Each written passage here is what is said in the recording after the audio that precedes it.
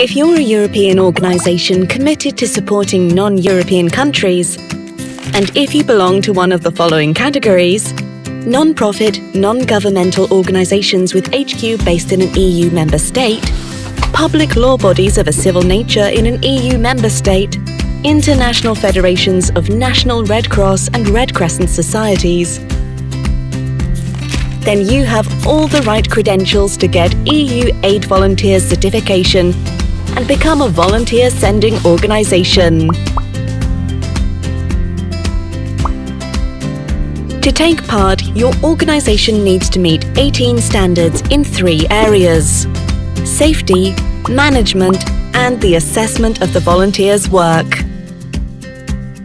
The organisation must possess a strategic plan and adequate procedures to prevent possible accidents, be capable of dealing with unexpected events, and ensure its staff's security and safety, guaranteeing a safe working environment and protecting the most vulnerable subjects.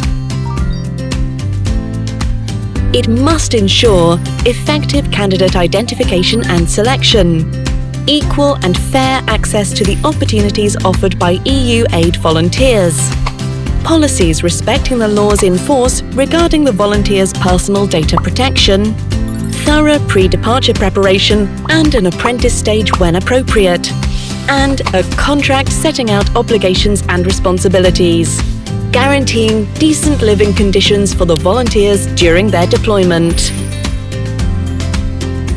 To ensure correct performance during volunteer collaboration, the organisation must encourage the adoption and sharing of an ethics and conduct code, set out the joint aims and monitor that they are achieved, and draw up a final assessment report as a guide to volunteers on aspects they could improve and their prospects for the future. So, is your organisation ready to meet these standards? If so, wait no longer and send us your certification request. If, however, you don't feel ready yet, we're here to help you. Because together we can count for more and better.